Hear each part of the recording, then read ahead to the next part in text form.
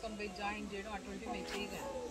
కానీ వాళ్ళు 10వ తరగతి అనేదన్నా మినిమం అనమాట, అంతా చదవాలి. ఇప్పుడు ఆడపిల్లకాయలకు 10వ తరగతి అయిపోతే నర్సింగ్ చేయించవచ్చు.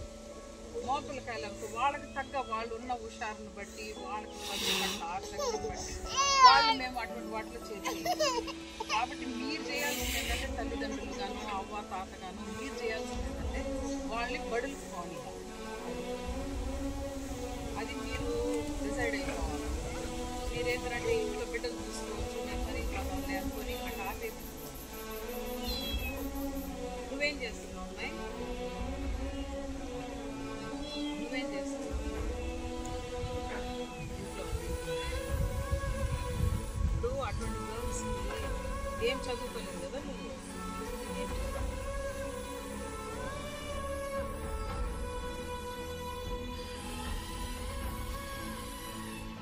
ఏరా రే మీరు చెప్పండి, వాళ్ళ పక్కన పెడదాం. పిల్లలందరూ నిలబడండి, ఇటు రండి. బడికి పోయే పిల్లలందరూ రండి, ఇట బడికి పోయే పిల్లలందరూ ఇటు నిలబడండి.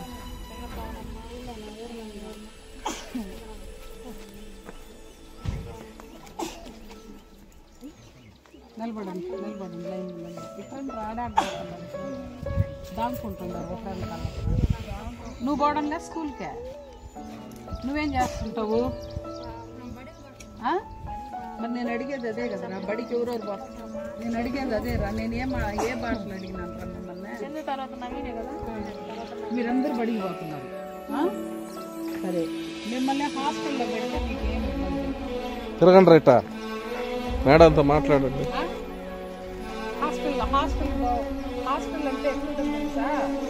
మంచి రూమ్లు ఉంటాయి, మీకు అక్కడ 3 పూటల రూమ్ ఉంటుంది. హాస్టల్ ఎందుకంటే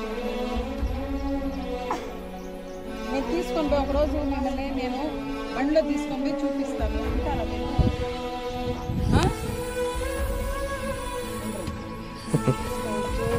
అందరి పిల్లలతో పాటు మీరు కూడా బాగా చదువుకోవచ్చు. నిన్ను చేసిచ్చేస్తావా? మీ అమ్మ అదే అమ్మ లేదు, వాళ్ళ నాయన ఎక్కడంటే ఉంటాడు, వాళ్ళ అవ్వ వాళ్ళ ఆయన వచ్చాడా?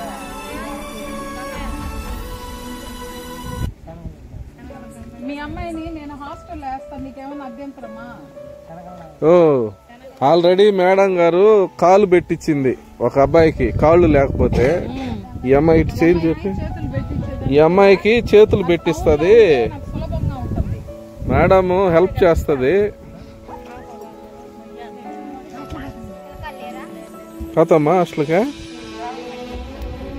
పోయి బాగా చదువుకున్నాయినా.